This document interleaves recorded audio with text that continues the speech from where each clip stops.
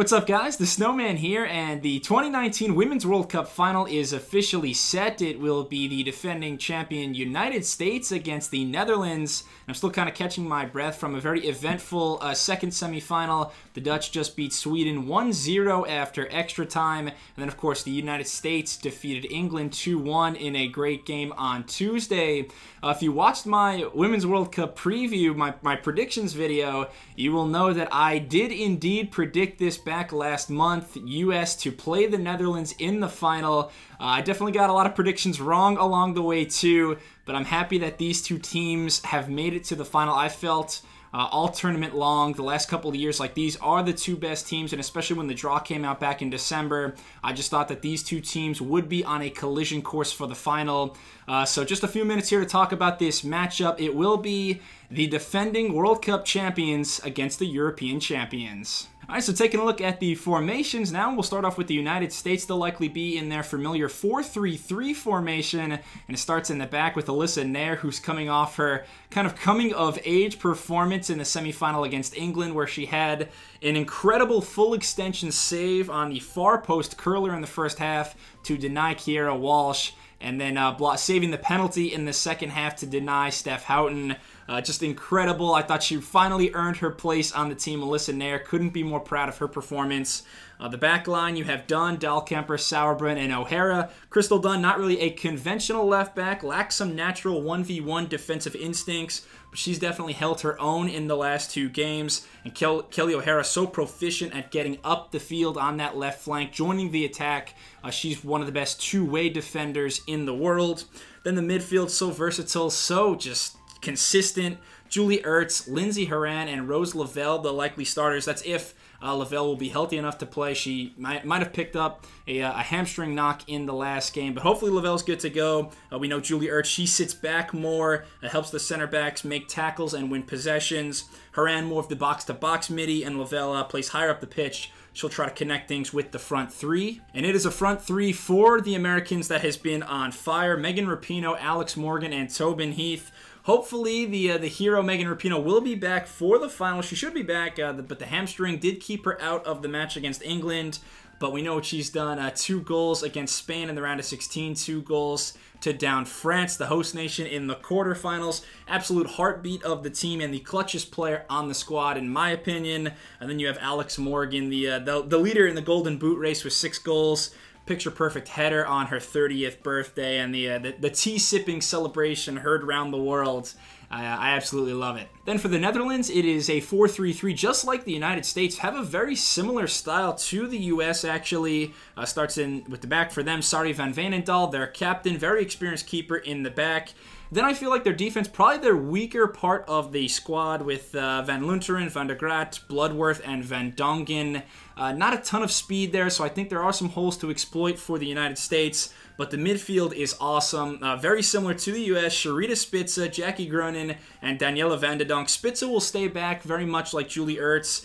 She's also one of the best set-piece takers in the world. Then we have Jackie Groenen, who can run for days. So versatile both ways. And, of course, she had the game winner against Sweden in extra time, the 99th minute, to put it into the far post. Just a beautiful goal and a great moment for the 24-year-old.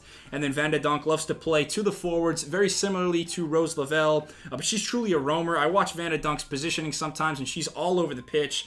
Sometimes she'll be pressuring high in front of the forwards. Other times, Van de Donk will be back in the defensive third. Such a creative player, though. And then the world-class front three of Lieke Martens, Viviana Miedema, and Shanice van de Sanden. Van de Sanden, she just goes straight up and down. No tricks, just blinding speed. Martens, though, in my opinion, one of the most talented players in the game. A sublime first touch. Foot skills are incredible. She'll dribble at defenders, cut in on her right foot.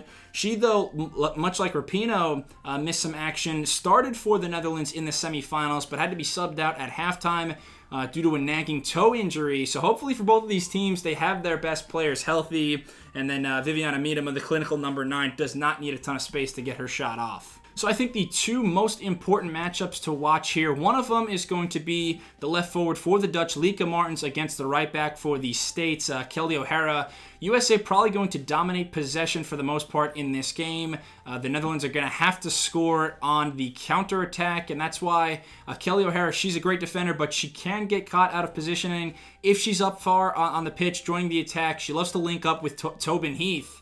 I think Martins, you have to keep eyes on her at all times. So if O'Hara is caught up the pitch, that could bode problems for the United States. That matchup, though, going to be very interesting there. And then the other one I'm big on, Sharita Spitza versus Rose Lavelle. Spitza's going to try to close down those holes, but Lavelle is such a creative player, so inventive in tight spaces, too. She can find the channels, find the finishing pass to Alex Morgan, to Megan Rapinoe. So Spitza's going to try her best to keep everything in front of her and help Van der Graat and Bloodworth, the two center backs of the Netherlands. I also think the benches are going to be very key. Depth is going to be key because the Netherlands are a team that pretty much plays the same 11 every single game. If you've watched them at all at the European Championships that they won on home soil in 2017 or this World Cup, they do not have a lot of key sub players. It's the exact opposite of the United States. So they're kind of, they're running on empty right now. Jackie Grunin has played most of this tournament. Daniela Van der Donk has not had a lot of time to rest. We saw what the overexposure may have done to Lieke Martens in the last match, so hopefully she's good to go. But these players for the Dutch have to be running on fumes. They're going to have one less day to rest than the United States, so that's a big factor.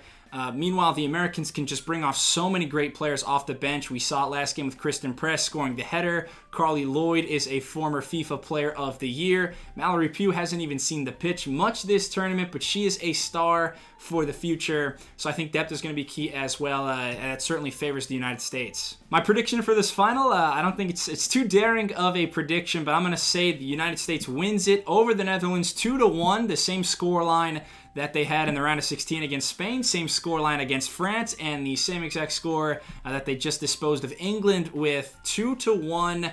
I think Lindsey Horan will score the game winner here, but like I said, U.S. having an extra day of rest, all the experience in big games. A lot of these players were on the team that just won the World Cup back in 2015, so I think that'll be the difference. But this is a great stepping stone for the Netherlands. Even if they don't win, this is a success for their country.